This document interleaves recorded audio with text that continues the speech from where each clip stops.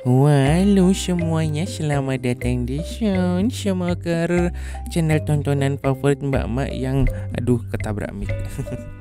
Halo cuy, apa kabar? Gimana kabar kalian hari ini? Gua ngantuk banget masih. Oke deh, kali ini gua bakal membahas film yang berjudul Down by Love. Dan film ini menceritakan tentang seorang napi cantik yang walalalala banget. Dan dia punya trik jitu untuk menaklukkan sang kepala sipir cuy. Walalalala, gimana nih kabarnya? Gimana kabarnya? Gimana alur ceritanya? Mending kita mulai aja, langsung tarik one intro.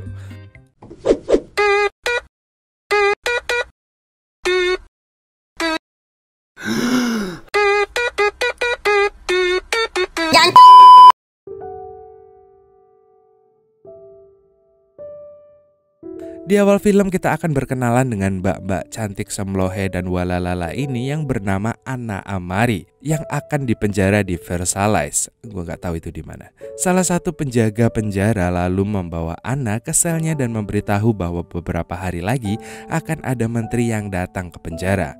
Dan nggak lama kemudian teman satu selnya datang ke sana dan memperkenalkan diri. Mereka pun memberitahu Anna bahwa akan ada peragaan busana untuk menyambut menteri. Sebagai napi baru, Anna ditugaskan untuk di dapur untuk menyiapkan makanan bagi para narapidana. Kepala sipir yang bernama Jean melihat Anna lalu datang ke sana dan memberitahu Anna agar ia tetap rendah diri agar terjauh dari masalah di penjara itu. Ia lalu memberitahu seorang tahanan lain bahwa permintaannya untuk pembebasan telah ditolak. Di akhir pekan semua orang bersiap-siap untuk peragaan busana. Anna pun memutuskan untuk mengikuti peragaan busana ini juga. Setelah menteri tiba di penjara, semua narapidana langsung mulai pemeragaan busana itu. Dan saat Anna berjalan di atas panggung, seketika semua orang terdiam dan sangat takjub dengan kecantikannya. Keesokan harinya Anna menemui Jean yang mengajukan agar tetap membantu di dapur setelah sidang berlangsung. Dia suka bekerja di dapur dan tidak ingin diganti. Jean pun menjawab bahwa masih ada cukup waktu untuk mencari solusi, tetapi dia tidak bisa menjanjikan apapun kepadanya. Anna lalu bertanya pada Jean apakah dia tahu tentang kejahatan Anna atau tidak. Jean pun menjawab bahwa dia tidak menghakimi siapapun di penjara dan sama sekali tidak peduli mengapa dia ada di sana. Tugasnya adalah menjaga ketertiban penjara. Sedikit info ya guys ya, Jean ini sudah menikah dan memiliki seorang putri kecil yang sangat gemoy. Dia lalu pergi bersama Alice yaitu istrinya untuk menonton anak mereka tampil di acara sekolah. Tapi sialnya hari itu juga ada guru yang memanggil Jean dan Alice. Ia memberitahu mereka bahwa semua anak di sekolah membuli putrinya karena mereka tahu ayahnya kerja di penjara. Jean yang mendengar itu pun jadi marah dan pergi keluar begitu saja. Suatu hari ibu Anna datang mengunjungi Anna. Dia memberitahu Anna bahwa setelah dia dijatuhi hukuman penjara, teman-temannya tak mau berbicara dengannya. Setelah menerima kunjungan dari ibunya itu, Anna digertak dan dibully oleh teman-temannya. Awalnya Anna biasa aja, tapi saat mereka mengejek ibunya, Anna kehilangan kesabaran dan langsung menyerang mereka. Untung saja sebelum hal-hal di luar kendali terjadi, narapidana lain menghentikan mereka. Jean diberitahu tentang kejadian itu dan memanggil Anna untuk berbicara dengannya. Dia memberitahu Anna untuk mengendalikan emosi atau amarahnya. Jika dia melakukannya lagi, maka dia akan dihukum masuk sel tikus karena tindakan disipliner atau tidak disiplin. Dan tentu saja hasil persidangan akan terpengaruh. Anna pun menjelaskan bahwa dia selama ini hanya hidup bersama ibunya karena ayahnya meninggalkannya sejak lama. Dan dia tidak tahu apakah dia masih hidup atau tidak. Dia pun memberitahu Jean bahwa dia ingin kuliah agar mendapat pekerjaan yang layak untuk menghidupi ibunya. Beberapa hari telah berlalu. Tanpa sengaja Anna mengiris jarinya saat menyiapkan makanan.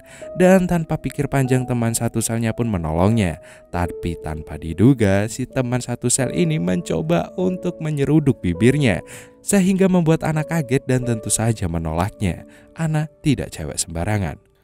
4 bulan telah berlalu di sana. Ana dibawa ke penjara yang berbeda untuk diadili. Dia mengenakan gaun yang lebih walalalala agar para hakim tertarik padanya. Setelah pemeriksaan seluruh tubuhnya, dia dibawa ke ruang sidang.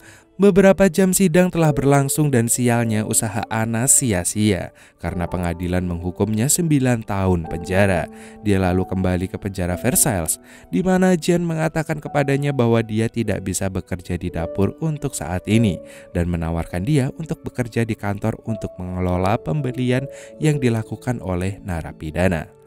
Meski Ana sudah terbiasa hidup di penjara, dia tidak ingin menghabiskan 9 tahun hidupnya di sana. Jean memperhatikan ada sesuatu yang mengganggu Ana dan bertanya apakah ada yang salah. Ana mengatakan kepadanya bahwa dia hanya ingin menyerahkan sepucuk surat kepadanya. Jean pun membaca surat itu. Ia sangat tidak menyangka bahwa surat itu berisi Ana yang meminta dipindahkan karena dia merasakan jatuh cinta kepada Jean.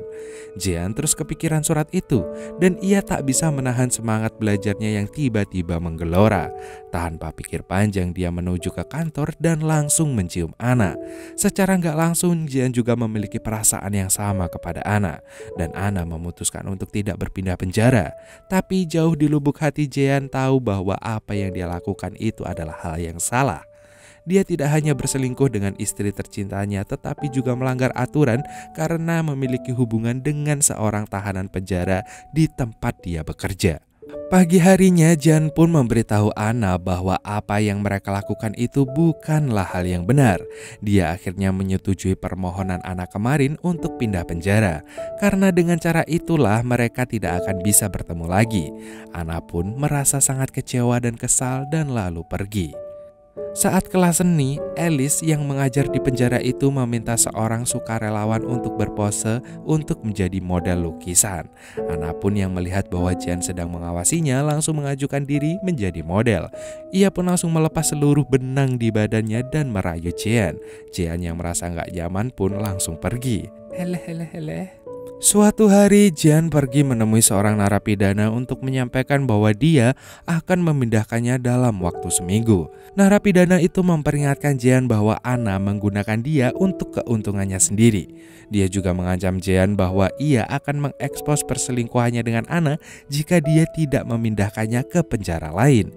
Jean tidak peduli dengan ancaman itu dan ia pun langsung pergi. Jean sudah berubah pikiran dan memberitahu Ana bahwa dia tidak akan memindahkannya lagi. Kemudian dia membantu Ana memotong rambut. Ana menanyai Jean tentang istri dan anak-anaknya. Namun Jean ragu-ragu untuk memberitahu Ana tentang keluarganya. Ketika dia bertanya kepada Jean mengapa dia tidak akan dipindahkan, Jean pun berbohong dan berkata bahwa izin dari pusat tidak turun. Ana yang tahu bahwa Jean berbohong mulai menggodanya dan Jean pun gak bisa menahan lagi dan akhirnya Ana pun dijelajahi oleh kepala sipir yang polos itu. Kini Jean benar-benar jatuh cinta kepada Ana dan ia tidak bisa berhenti memikirkannya. Setiap kali dia mendapat kesempatan, ia selalu mengambil itu untuk menjelajahi semua seluk-beluk Ana. Suatu hari, saat rapat, salah satu penjaga penjara mengungkapkan kecurigaannya pada Ana yang selalu mengelola stok semua narapidana. Mereka memberitahu Jean bahwa ada gosip perselingkuhan antara Jean dan Ana karena mereka sering bersama selama mengelola stok. Jean menyangkal hal itu dan meyakinkan mereka bahwa tidak ada apa-apa di antara mereka.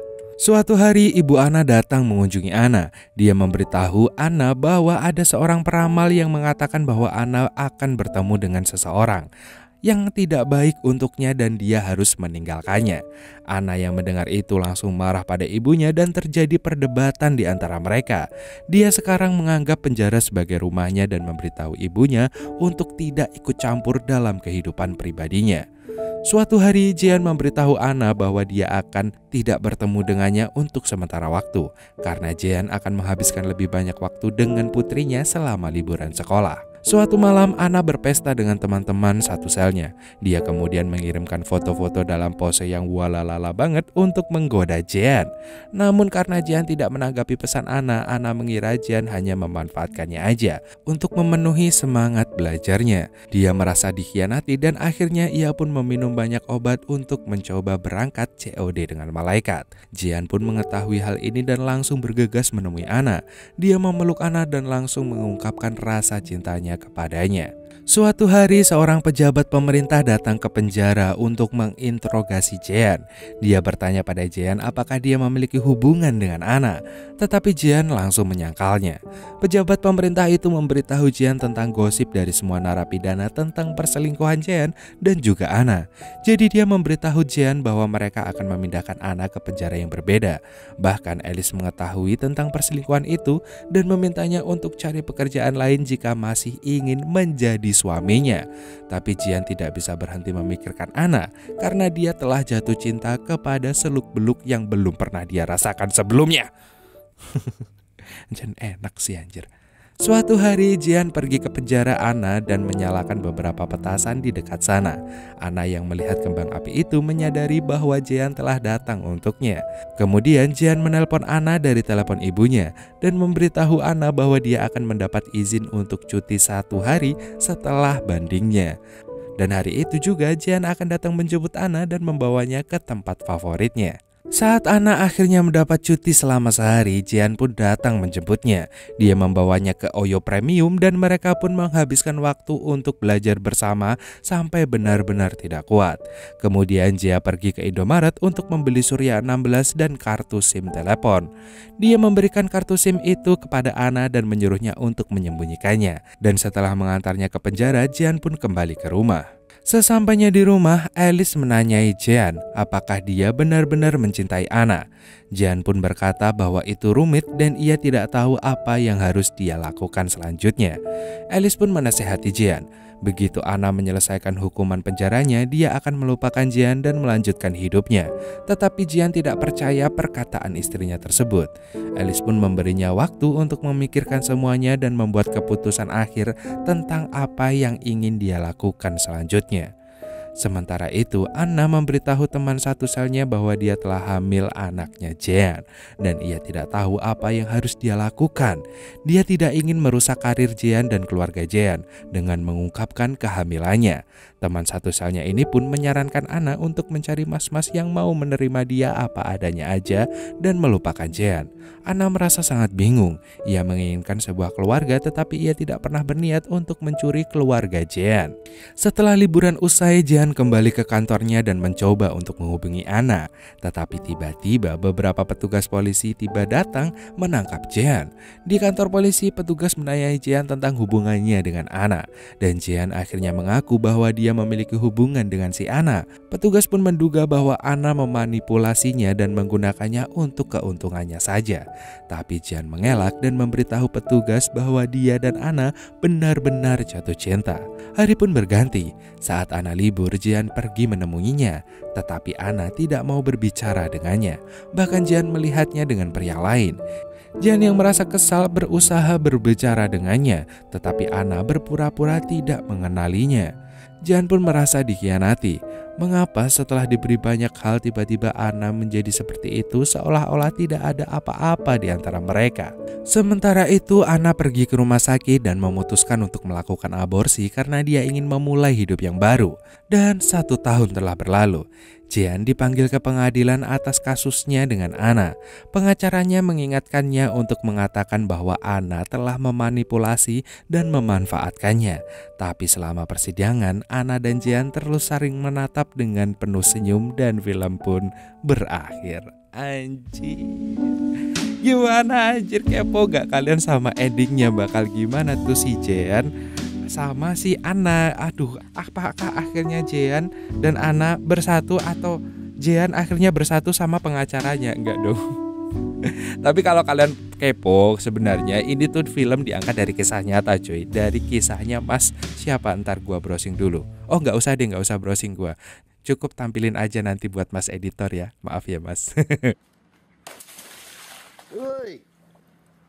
Ya, ini dari kisah nyata di mana memang beneran ada si Mas penjara ini jatuh cinta sama mbak-mbak narapidana. Dan kalau kalian kepo dengan ceritanya gimana, ya udah deh kalian tonton aja di Google. Terima kasih buat kalian yang udah nonton video ini sampai akhir. Yang jelas dari sini kita belajar untuk tidak menyia-nyiakan apa yang telah kita punya dan demi sesuatu yang gak pasti coy. Jangan gambling lah. Waduh, jangan gambling anjir. Yaudah deh, terima kasih, segitu aja dari Emon. Terima kasih banget buat kalian yang udah nonton video ini sampai akhir. Terima kasih support kalian, terima kasih yang terus nanya di mana Dayat, dan terima kasih buat kalian yang selalu nonton Emon di Sound Smoker. Oke, sekian dulu dari Emon. Emon undur-undur. See you next time dan dadah.